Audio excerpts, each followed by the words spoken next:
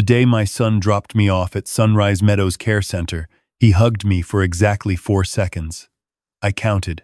4 seconds, a pat on the back, and then he was already walking toward the parking lot, car keys jangling in his hand, before I had even turned to face the front desk. I was 63 years old, in perfect health, and I had just been delivered to a nursing home like an old piece of furniture my son no longer had room for. The receptionist smiled at me the way people smile at someone they feel sorry for. I smiled back. Not because I was okay with any of this, but because I already knew something my son did not. And that knowledge was the only thing keeping me standing upright in that lobby with a single suitcase at my feet. Let me tell you how we got here. My name is Gerald Holt.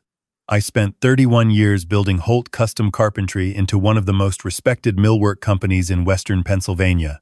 We did custom cabinetry, architectural woodwork, high-end residential builds. At our peak, we had 42 employees and contracts with 3 of the largest home builders in the Pittsburgh metro area. I built that business with my hands, my reputation, and more early mornings than I can count. My wife, Patricia, died 11 years ago, ovarian cancer. 17 months from diagnosis to the day I sat in our kitchen alone for the first time and didn't know what to do with the quiet.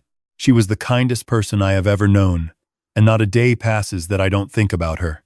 My son, Daniel, is 38. He came to work at the company when he was 26, fresh out of a business program at Penn State, full of ideas about efficiency and modernizing our processes. Some of his ideas were good. I gave him more and more responsibility over the years. I was proud of him.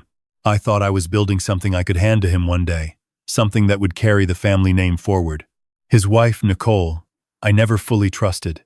That is not something I say lightly or with pleasure. She was charming when she wanted to be, and cold when she didn't. She had opinions about everything, the way I dressed, the way I ran the business, the neighborhood I lived in, the truck I drove. In the beginning, I thought she was just strong-willed. Over time, I came to understand she wasn't strong-willed so much as she was calculating. Everything Nicole did had a purpose behind it. Every smile had a goal attached. They married 6 years ago. Within a year of the wedding, the comments started. I was too involved in the business. I needed to think about stepping back. My methods were outdated. Didn't I want to enjoy my retirement? I was 61 years old and I felt strong and sharp, and I had no interest in stepping back from anything. But the comments kept coming, always from Nicole, always with Daniel nodding along beside her like a man reading from a script he'd been handed that morning. Then my son came to me with paperwork.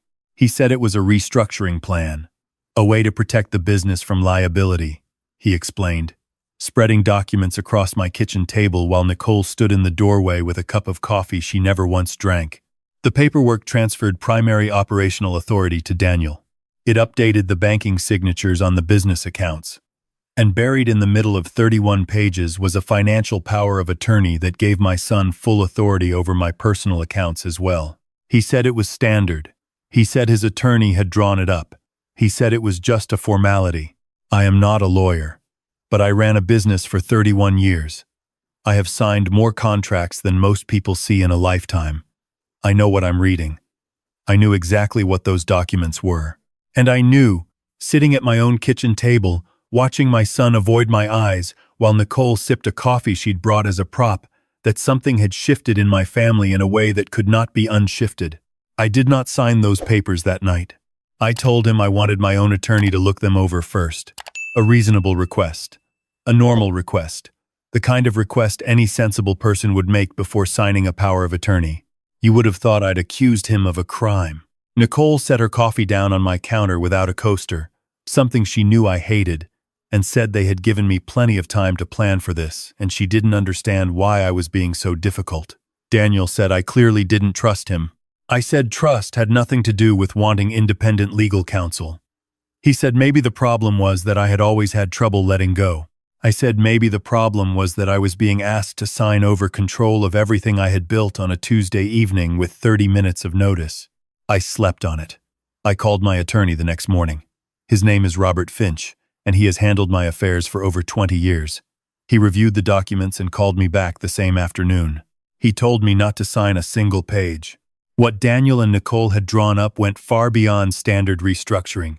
The power of attorney was broad enough to let my son liquidate assets, redirect business income, change beneficiaries on accounts, and make decisions about my living arrangements if I were ever deemed unable to make them myself.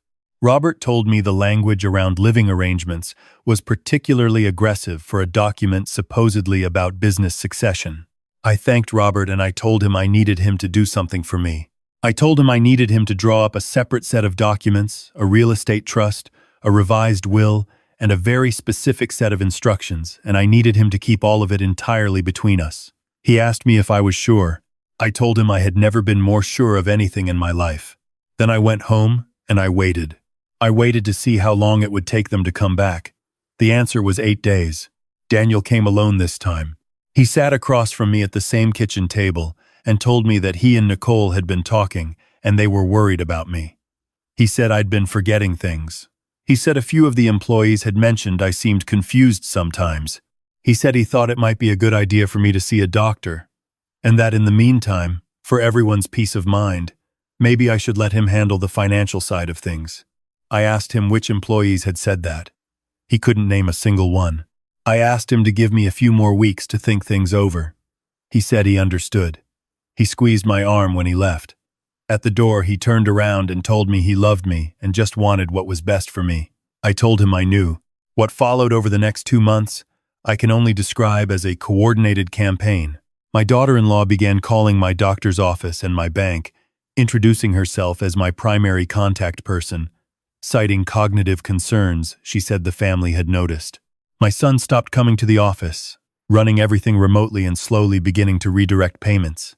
3 longtime employees told me privately that Daniel had asked them to document any mistakes or lapses in judgment they observed from me. They were uncomfortable. They refused. 2 of them came to me directly. I documented everything, every phone call, every meeting, every date and time and exact word. I kept a handwritten log in a spiral notebook I stored at Robert Finch's office, not at my home. Then the morning came when I woke up and found Daniel and Nicole standing in my kitchen with a woman I didn't recognize. She introduced herself as a patient advocate from a senior care consulting firm. Nicole explained they had scheduled an assessment. She said it was for my benefit. She said they had found a wonderful place, a transitional community, that's what she called it, where I could get support while Daniel got the business stabilized. I want you to understand something. I was not confused. I was not declining. I had just that week reviewed and signed off on a $340,000 contract with a commercial developer. My mind was as clear as it had ever been. But I had been maneuvered into a corner so carefully, so patiently, that fighting in that moment would have accomplished nothing except making me look exactly as erratic as they had spent 2 months claiming I was. So I went upstairs and I packed a suitcase. And I thought about Robert Finch and what he was holding in his office safe. And I let my son drive me to Sunrise Meadows Care Center. And I let him hug me for 4 seconds. And I let him walk away. The first week was the hardest. Not because of the facility, the staff there were decent people doing honest work. It was hard because I spent 31 years being the person who made decisions, and now I was sitting in a beige room watching television and eating dinner at 5 o'clock. It was hard because I kept thinking about my wife and what she would have said about all of this. I think she would have been heartbroken. And then I think she would have straightened up and told me to be smart about it. So I was smart about it. I was allowed a phone. No one told me I couldn't call my attorney. Robert and I spoke 3 times a week. He was working with a forensic accountant named Susan Tran, who had begun a quiet audit of Holt Custom Carpentry's accounts. I was not supposed to know what my son was doing with the business. He did not know that I did. What Susan found over the following 3 months was worse than I had expected and exactly as bad as I had feared. Daniel had used the power of attorney.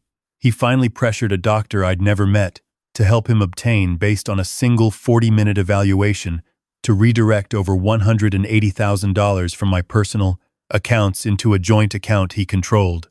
He had also begun paying Nicole a consulting salary through the business at $8,500 a month for work no one at the company could identify. He had taken out a business line of credit for $220,000 against company assets and used $90,000 of it on what the records showed was a renovation project Except the property being renovated was not a business property. It was a house in his wife's name. And then there was Marcus, one of my employees, a project manager who had been with me for 12 years. A man named Ray Tillman called me from his personal cell one evening and told me something I hadn't known. He said that about 3 months before all of this started, he had walked into Daniel's office without knocking and found him with a woman who was not Nicole. He didn't know her name.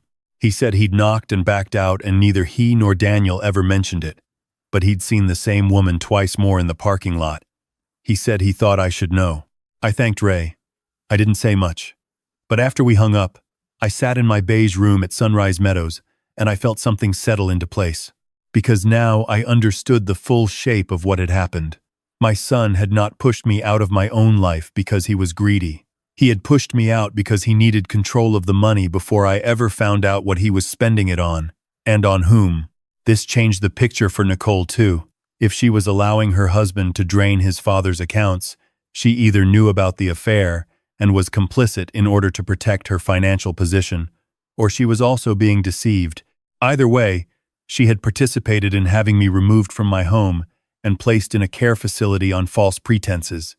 Either way, she had made her choices. I had been at Sunrise Meadows for 4 months when Daniel came to visit. He brought flowers. He told me I looked good. He asked if the staff was treating me well. He mentioned, almost as an aside, that he'd been working through some paperwork to formalize his role at the company. He said he hoped I understood it was all for the good of the business. He said maybe in a few months we could talk about whether I was ready for some kind of part-time role. I asked him how Nicole was doing. He said she was great. He said they were thinking about taking a trip. I asked him where. He said, maybe Portugal. I nodded. I told him I hoped they had a wonderful time. He left after 22 minutes. I know because I looked at my watch when he walked in and again when he walked out. And then I called Robert Finch and told him it was time. What happened next took 11 days and unfolded in an order that I had spent months planning with Robert and Susan.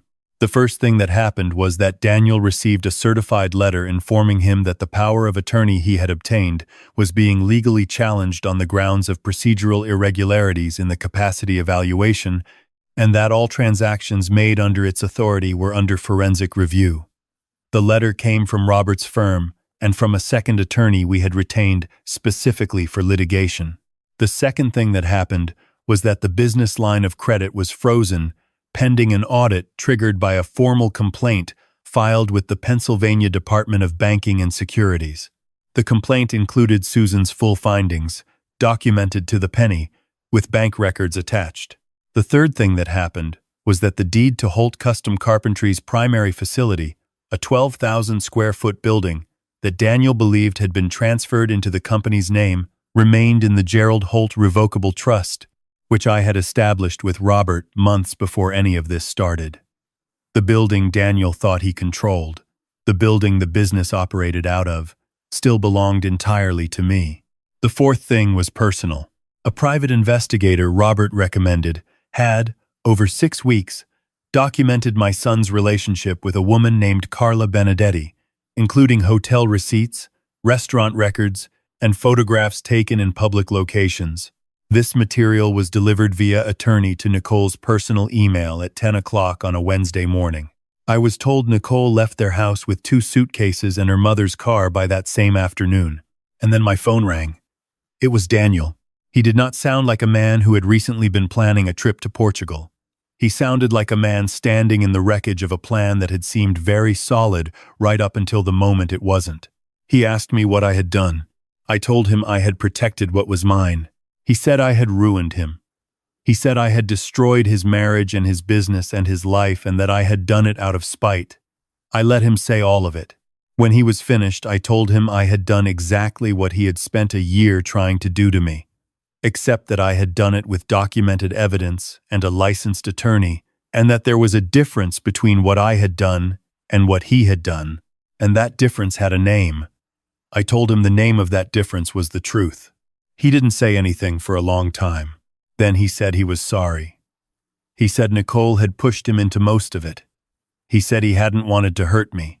He said he'd gotten scared that I would never really let go of the business, and Nicole had convinced him this was the only way. I thought about those 4 seconds in the parking lot at Sunrise Meadows. I thought about the woman from the consulting firm standing in my kitchen.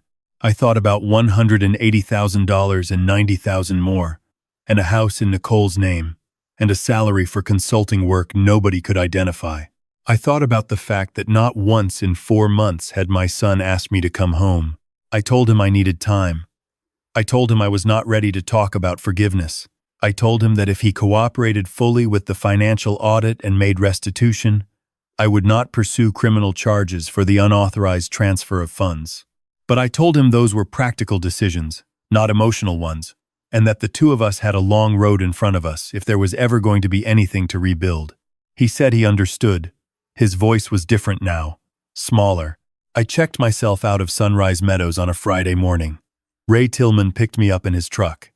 He shook my hand in the parking lot and didn't say much, and I appreciated that about him. We drove back to western Pennsylvania with the windows down and the radio on. And when we turned off the highway onto the road that leads to the shop, I felt something in my chest loosen for the first time in months. The building was still mine. The business was still mine. 41 of my 42 employees had stayed. The one who left, I later learned, had been hired by Daniel specifically during my absence and had no particular loyalty to the company either way. The forensic audit concluded that Daniel owed restitution of $268,000 in combined personal and business funds that had been redirected without authorization. He agreed to a repayment schedule structured over 4 years. Nicole's attorney contacted Robert's office, seeking to negotiate her liability separately. Robert told them we would be in touch. I am not going to tell you I felt nothing when I sat back down at my own desk for the first time. I am not going to pretend I didn't have to sit there for a few minutes with my hands flat on the surface just getting used to being back. I had built that desk myself, 20 years ago, from a piece of white oak I'd saved from a demolition job. Patricia used to bring me coffee in the morning and set it right on the corner without a coaster, and I had never once cared. I thought about her then.